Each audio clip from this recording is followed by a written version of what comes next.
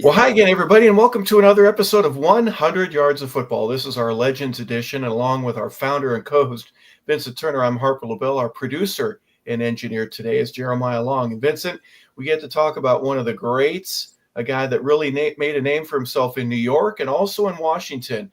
We get to talk a little bit today about Sam Huff. One of the most, I want to say, complete, toughest, meanest linebackers that played in the late 50s on into the mid 60s. And the reason I say that, the great Jim Brown said two linebackers was his toughest competition. He said every week he went against Sam Huff, it was a battle in the neighborhood. Back to you, Hawk.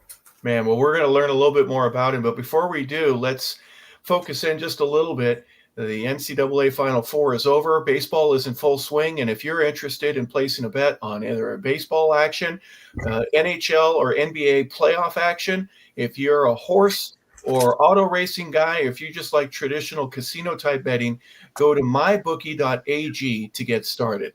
Use promotional code MM50 to get all the basic information that you would need, some free chips, which who wouldn't want any of those, and some additional data and analysis that will be important for you when you want to get started.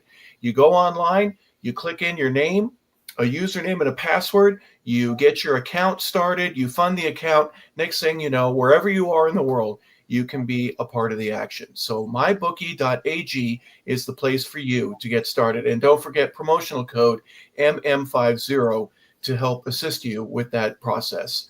We appreciate them. So Vincent, we get to talk about Robert Lee Sam Huff, born on October 4th, 1934, to very meager beginnings.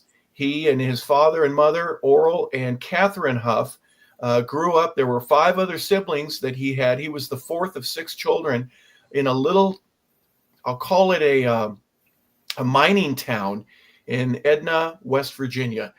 Sam said that he did not have running water when he was growing up. He and his brothers, when they were old enough to help push buggies full of coal, they would assist their father to make some additional money. But very meager beginnings for this young man. Got to play in a place called Farmington High School, which no longer exists, but they had a pretty good team. His junior year, they were undefeated. In his senior year, he played well enough. He was an all-state football player. He was an offensive and defensive lineman, so he was a two-way guy back then. A lot of linemen are guys that can go both ways, but very meager and really humble beginnings for Sam when he was growing up. You think about the state of West Virginia. Back when I was growing up, we know what football and basketball players were. They were in the state of Georgia, Texas, Tennessee, where you live at and grew up at Harper, California. But when you think about West Virginia, you think about toughness and coal mines. But think about all the athletes and coaches that came out of that state that had that one thing, that attitude. Hot Rod Hundley, Rob Thorne, Nick Saban, Rick Rodriguez. This is for you, Mr. Travis, John McKay. And then you throw in Bob Higgins and then the great coach from the University of Memphis State, Dana Kirk, then Sam Huff. All these guys had that one determination. There was grit and an ability to succeed, not taking time off. Like you just mentioned, Hop, his daddy worked in the coal mines. They didn't have running water. But he went to West Virginia and became an All-American in 1955 and played aside Chuck Howley, one of the greatest linebackers in Dallas Cowboys history. And one thing I'm going to give respect to Mr. Huff today. When you think about linebackers, in his career, he had 30 interceptions in the National Football League. But they always say your respect that comes from your competition, people you played against. Jim Brown said there was 2 linebackers that he played against in his whole career. That was the toughest players at the position he played against. Sam Huff was one of them. Back to you, Hawk. Yeah, he was a tremendous tackler and a guy that would bring you down. If you look at the picture Jeremiah set up for us in the upper right hand corner, there's nowhere to go. When Sam wraps you up, it is a done deal. But from high school, going to West Virginia, Now, he got to play all 4 years. It was interesting because there's some guys that, because of the rule changes and everything, but when you come back from a war or, rule changes that took place back in those days, but he lettered all 4 years, but didn't start until his sophomore year. And he was an offensive lineman. He gets a chance he was playing guard. He got a chance to start as a sophomore. And then he moves around, and West Virginia had a couple of pretty good teams that year, or at least while he was there.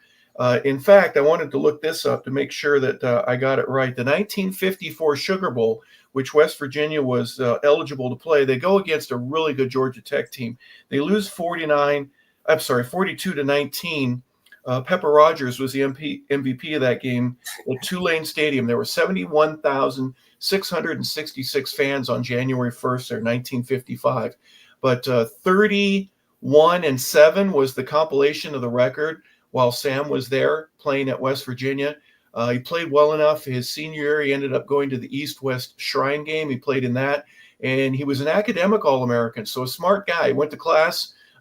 He took care of his grades, and it's no reason. Well, he also played in the Senior Bowl, and for him to get a chance to shine the way that he did there as a Mountaineer, he certainly caught the eye of several NFL scouts that were a part of that. But it wasn't until the third round that Sam gets drafted by the New York Giants, and this is in the 1956 draft.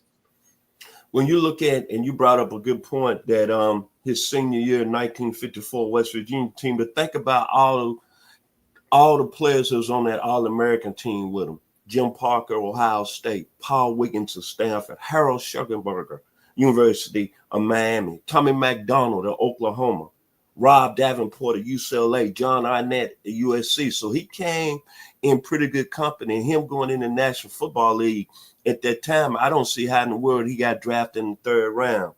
But he made up for his time, and he made up not getting drafted in the first round, because look at all those great teams he played on in New York. I think we can all say the 1958 team that played against the Baltimore Colts in that championship game against Johnny Unitas. Back to you, Hawk. Yeah, that's the game that really changed the NFL and put it on the map forever. But 1956, his first year there, had a little bit of controversy.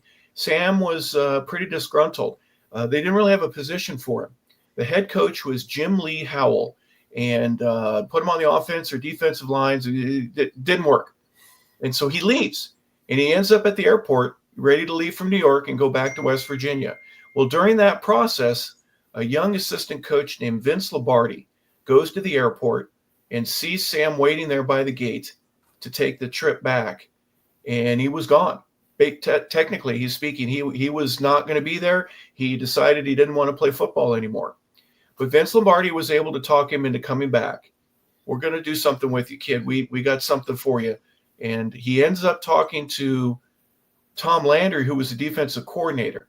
And Tom was just starting to implement a 4-3 defense instead of the 3-4. And he thought Sam would be a perfect fit for the inside. Now, he wasn't the starter. There was a gentleman named Ray Beck who was the starter. But on October 7th, in a game that they were playing on that Sunday, Beck gets hurt and Sam goes in. And it's kind of like that Wally Pipp situation with the New York Yankees, Vincent, where a guy named Lou Gehrig comes in, and about 2,100 games later, he eventually comes out of the ball game. But Sam gets a chance to start. And from there on out, they win their last 5 games. They win the championship that year, his rookie season. And he ends up going 5 or 6 more times. But that 58 game, as you mentioned, with Johnny Unitas and Al Amici and the overtime, they lose, but he is becoming a household name, isn't he? He's a guy that by the end of his career, everybody knows who Sam Huff is. Competition during that time was fierce when he went to that 4-3 defense and played middle linebacker. Look at the backs he played against, the competition he went up against: Jim Brown, Willie Gallimore, Ollie Madison, John David Crow, Jimmy Taylor, hard running back out of LSU by way of the Green Bay Packers, Paul Hornung. He wasn't playing against somebody night in and night out that we just say, hey, he's a 4th or 5th round pick. These are guys that's in the Hall of Fame. Yeah. And back during that time, I was born in 1960. So I really didn't know what was going on. But after reading about it, I'm going to say it one more time. The competition he went against as a middle linebacker: One week you tackling that stud out of St. Simon's Island by the name of Jimmy Brown. Next week you're going against another Bayou legend, Jimmy Taylor. Next week you're going against a young man out of St. Aug, Willie Gallimore, Ollie Madison. Competition fierce. And oh, by the way, let me throw Lenny Moore in there from Penn State University. Back to you, Harper. Yeah, legends, each and every one of them. Well, they win the championship in 1956. They play in the championship game in Yankee Stadium against the Baltimore Colts in 1958. The Giants won the East and qualified for that, and it was considered the greatest game ever. It was a 23-17 loss. The following year, the Giants win the East again. So this is 1959, and they lose again to the same Colts. It's 31-16 is the final there. In 60, they didn't make it to the championship game, but 61, 62, and 63, they make it, and they lose each and every time. So he's 1-5 in terms of his 6 championship games. Allie Sherman becomes a coach in early 1960s, and in 64, after telling Sam Huff that he wasn't going to trade him, plays throughout that season. At the end of the year, he ends up getting traded to the Washington Redskins. In 65, the Redskins had the second best defense in the league, and in 66, they play the Giants at the end of the season, and the final score was 72-41. It was the highest scoring game ever at that time. And so Sam had some great success there when he first gets there in 65. That's immediate turnaround for the Redskins, an organization that had struggled for years to try to beat those very same Giants, to beat the Eagles and some of the other teams that were a part of the Eastern Division. He has an injury in 67. He did not play in 1968. He retired. He was hurt. He didn't feel good. A guy named Vince Lombardi, who he had met as a Giant, right? It was one of the coaches. Now he's the head coach. His last year, that was a part of Vince Lombardi's career with the Redskins. Vince would pass away the next year, but he asks Sam Huff to come out of retirement, which he does. And he plays 1 year. They go 7-5-2, which is an okay year. They didn't make the playoffs, but the following year, Lombardi dies, and Sam Huff, instead of playing, decides to coach, and his career was over after that. And Vincent, what a great career he had. You see pictures of him all around the place. You mentioned some of the legends that he was able to tackle, but really he was an integral part of, unlike Dick Butkus, who I think was a much better athlete, but Dick was on such horrible teams that a lot of times his success was overlooked. His individual success was outstanding, but the team wasn't very good. Sam got to be a part of a great playing career while he was on the field, but great teams that he was a part of as well. The skill set of Sam Huff, aggressive. If we want to give a grade today, A+. The hand-to-hand combat, A+. Instincts from a tackling standpoint, A+. The balance. You had to have great balance when you're going up against that young man from St. Simon's Island, Georgia, by the way, in New York, Syracuse University, Jim Brown. I'm going to say it one more time, those battles. Then the ball reaction. One of the best cover linebackers that played this game, 30 interceptions in his career. That's pretty good back then when they weren't throwing the football. When you look old school, and I know we talk about the new age linebackers, when everybody talk about linebackers on the list as the greatest has played in the National Football League, the first names you hear is Ray Lewis, Lawrence Taylor, Derek Thomas. But when you go old school, you got to include Sam Huff right up there at the top of the list. Outstanding football player, played in Broadway. What more can you say? Back to you, Harp. Well, one of the first guys, too, that was able to market himself. There was a spread that was going to be done on him. He wasn't going to get paid, so he kind of said, I'm not going to do this then. And so you see in the middle there, Jeremiah he was put on the cover of the magazine. So Sam Huff became a national phenomenon at a time when Frank Gifford, who was the golden boy, so to speak, with the Giants, he was the one from California, and he would get the Vitalis ads and the Brill Cream commercials. But Sam was also a Marlboro man, right? He was able to take advantage of some of the things in the business world. After his career was over, he played 13 years. He worked with J.P. Stevens' organization. He was selling textiles. He eventually worked for the Marriott Corporation and helped put together packages where NFL teams would stay at Marriott's when they would travel on the road. So Sam was one of the first guys to be able to accomplish that. He was credited with selling over 600,000 rooms under his tutelage while he was a part of that. And then later on, he was a spokesman for Marlboro. So I'm not sure if he regrets that at all, knowing what cigarette does. But he was a color commentator. He was a horse breeder.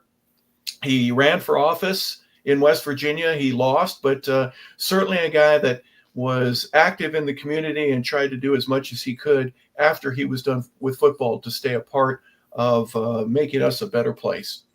We always going to remember Sam Huff playing on that 1956 New York Giants team when he first came in the league. Think about the studs and names on that roster. Alex Webster. As you mentioned, the California guy, Frank Gifford. Rosie Greer. Big teddy bear Rosie Greer. Then you got Dick Nolan. Sam Huff is one of the best that ever played the game at the middle linebacker position. Also made an impact as the linebackers we see in the day perform at a high level. Back to you, Mr. Harper LeBel. Well, Sam led a very good life, and near the end of it, though, he did suffer from dementia. He was diagnosed with that in 2013. He was living in Virginia in Winchester, and he died on November 13th, 2001, at the age of 87. But the accomplishments that he had, Vincent, unbelievable. All right, he played with the Giants from 1956. That was his rookie season until 1963. And as we mentioned, he was traded to the Redskins. He played there for 4 years, 64 through 67, and then again in 69 his last year. He was an NFL champion. They didn't have the Super Bowl back then, but he did win one of those, and he was in 5 others. He was a first-team All-Pro 2 times, second-team All-Pro 4 additional times, went to the Pro Bowl 5 times. He's in the Washington Commanders, or back then it was the Redskins, Ring of Honor. He's also in the Ring of Honor with the New York Giants, and he was a first-team All-American at West Virginia back in 1955, and he's number 75 with the Mountaineers, was retired. So a great career that he had in both college and in the National Football League, and he's a member of the Hall of Fame in both of those organizations. So Sam Huff certainly had a fantastic career. Your final thoughts? State of West Virginia, whatever they were drinking down there from a water standpoint, some fantastic coaches and athletes that came out of there, a.k.a. Randy Moss, John McKay, Jimbo Fisher, Nick Saban. All those guys are from the state of West Virginia. Sam Huff set the tone, being one of the first to come out of that great state. Outstanding football player, and a guy that I look up to when you're talking about this game and following all the great players that's made the Hall of Fame in the National Football League. AKA, you better mention Sam Huff, by way of West Virginia, by way of the New York Giants, by way of the Washington Redskins. Back to you, Mr. LeBel. Well, Sam Huff was 6'1", about 230 pounds. He wasn't the biggest guy you're ever going to see, but he was big. He wasn't the toughest guy, but maybe he was. He wasn't the fastest, but he was fast enough. He wasn't the best tackler you've ever seen, but my goodness, he would bring people down, as Vincent has mentioned so many times here earlier today, with all the great players that he played against. And he was able to overcome amazing odds and a toughness and a character that very few people have to make it at the highest level. So we honor him here today. Robert Lee Sam Huff, born October 4th, 1934, and he ended up passing away on November 13th, 2021, a true NFL legend. So on behalf of our co-host and founder, Vincent Turner, our producer and engineer, Jeremiah Long, I'm Harper LeBel saying thank you for tuning into 100 Yards of Football. This is our Legends edition. We certainly hope you enjoyed it. Have a fantastic day, everybody.